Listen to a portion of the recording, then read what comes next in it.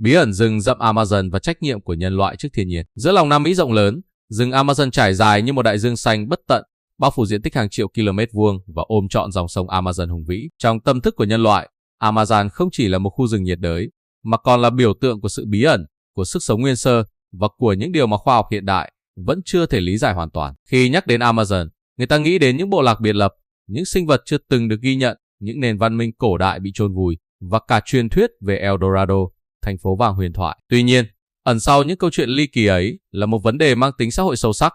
Con người sẽ đối diện với thiên nhiên như thế nào khi đứng trước những điều chưa được khám phá?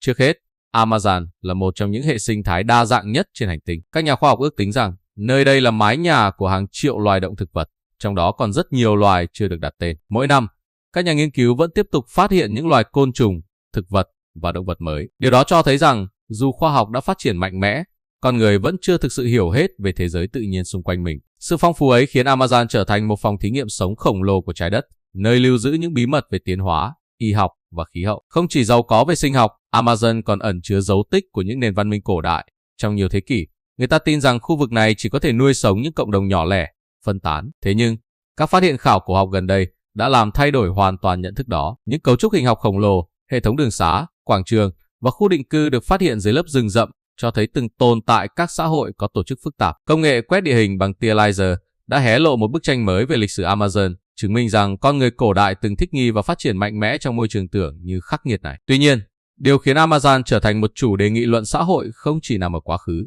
mà còn ở hiện tại và tương lai. Trong những thập kỷ gần đây, rừng Amazon phải đối mặt với tình trạng phá rừng, khai thác tài nguyên và cháy rừng trên diện rộng. Nhiều diện tích rừng bị chặt phá để phục vụ nông nghiệp và công nghiệp. Hệ quả không chỉ dừng lại ở việc mất đi môi trường sống của các loài sinh vật, mà còn tác động đến chu trình khí hậu toàn cầu. Amazon được xem là một trong những yếu tố điều hòa khí hậu quan trọng của hành tinh. Nếu khu rừng này suy giảm nghiêm trọng, sự cân bằng sinh thái của toàn thế giới sẽ bị ảnh hưởng. Bên cạnh đó, Amazon còn là nơi sinh sống của nhiều bộ lạc bản địa, trong đó có những cộng đồng chưa từng tiếp xúc với thế giới hiện đại. Sự tồn tại của họ đặt ra một câu hỏi đạo đức: liệu chúng ta có quyền can thiệp vào cuộc sống của họ hay không?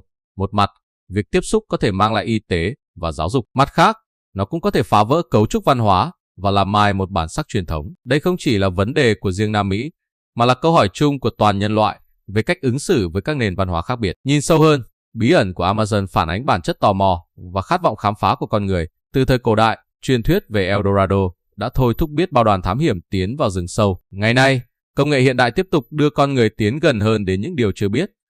Tuy nhiên, cùng với khát vọng khám phá, con người cũng cần ý thức về giới hạn và trách nhiệm. Thiên nhiên không phải là kho tài nguyên vô tận để khai thác, mà là một hệ thống sống cần được bảo vệ. Tóm lại, rừng Amazon không chỉ là một vùng đất bí ẩn với những câu chuyện hấp dẫn, mà còn là tấm gương phản chiếu mối quan hệ giữa con người và thiên nhiên. Những điều chưa được giải đáp trong lòng rừng sâu nhắc nhở chúng ta rằng tri thức của con người vẫn còn hạn chế. Quan trọng hơn, tương lai của Amazon phụ thuộc vào cách mà nhân loại lựa chọn hành động hôm nay. Nếu biết kết hợp giữa khám phá khoa học và ý thức bảo tồn, con người có thể vừa giải mã được những bí ẩn của Amazon, vừa gìn giữ được lá phổi xanh quý giá cho các thế hệ mai sau.